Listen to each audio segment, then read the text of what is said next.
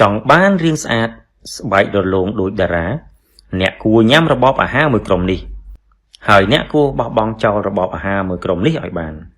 ជាការពិតណាស់គ្រប់មនុស្សទាំងអស់គឺគ្មាននរណាម្នាក់ចង់ចាស់គ្មាននរណាម្នាក់ចង់ធាត់គ្មាននរណាម្នាក់ចង់ឲ្យខ្លួនឯងមិនស្អាតនោះទេដូច្នេះហើយលាបលេថែសម្រស់ពីខាងក្រៅក៏ធ្វើចុះតែអ្នកគួរតែគិតគូរដល់សុខភាពខាងក្នុងខ្លះផងដែរព្រោះបើខាងក្នុងមានបញ្ហាទោះខំថែខាងក្រៅយ៉ាងណាក៏មិនល្អដែរអាស្រ័យហេតុនេះហើយយើងនឹងធ្វើការលើកយកក្បួនអាហារមួយក្រុមនិងជិះអាហារមួយក្រុមដើម្បីប៉ូវសម្រស់ប៉ូវស្បែកឲ្យស្អាតភ្លឺរលោងមិនងាយនឹងចាស់អាហារក្រុមទី1ដែលគួរជៀសវាងឬក៏ត្រូវព្យាយាមកាត់បន្ថយនោះគឺកាហ្វេផ្អែមកាហ្វេផ្អែមមិនអាក្រក់នោះទេការផឹកកាហ្វេគឺជំនួយដល់សុខភាពខួរក្បាល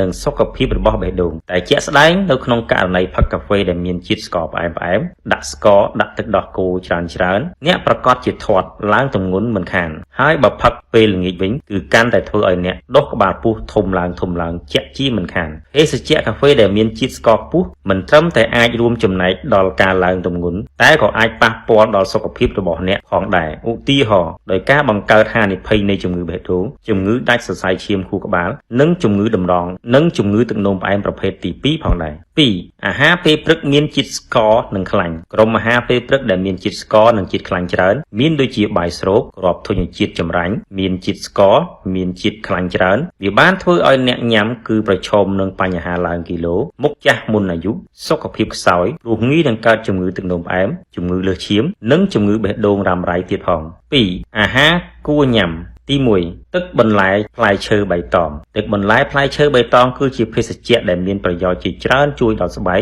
កាន់តែផឹកស្បែករបស់អ្នកមើលទៅកាន់តែភ្លឺរលោងមានសុខភាពល្អពេលឃើញស្បែកខ្លួនហើយច្បាស់ជាពេញចិត្តសប្បាយចិត្តជាពិសេសសម្រាប់បងប្អូនចូលចិត្តសម្រក់គីឡូក៏អាចផឹកភេសជ្ជៈបន្លែផ្លែឈើបៃតងជួយសម្រក់គីឡូបណ្ដេញជាតិពុលចេញដើម្បីជួយឲ្យសុខភាពល្អទី2 Smoothies គឺជាភេសជ្ជៈដែលមានប្រយោជន៍និងល្អសម្រាប់អ្នកកំពុងតែព្យាយាមចង់សម្រក់គីឡូឬក៏កំពុងតែស្រកគីឡូស្រាប់អាចធ្វើដោយខ្លួនឯងនៅផ្ទះល្អជាងទិញគេព្រោះអាចមិនសូវជាល្អដូចយើងធ្វើខ្លួនឯងព្រោះគេអាចបន្ថែមសារធាតុផ្សេងៗដែលធ្វើឲ្យអ្នកកាន់តែឡើងគីឡូសម្រាប់ Smoothies អ្នកគួរតែធ្វើពេលព្រឹកមុនពេលហាត់ប្រាណកាន់តែល្អព្រោះធ្វើឲ្យអ្នកមានកម្លាំងគ្រប់គ្រាន់សម្រាប់ការហាត់ប្រាណរួមទាំងមិនងាយឃ្លានរបៀបធ្វើអ្នកមានផ្លែឈើមានផ្លែចេកក៏បានស្ទ្រូប៊េរីក៏បានមានលាយទឹកធម្មជាតិក៏បានទឹកដោះគោស្រស់ក៏បានកាន់តែល្អនិងមានរសជាតិឆ្ងាញ់ផងដែរពេលញ៉ាំទី3ទឹកតាសក់ទឹកក្រូចឆ្មា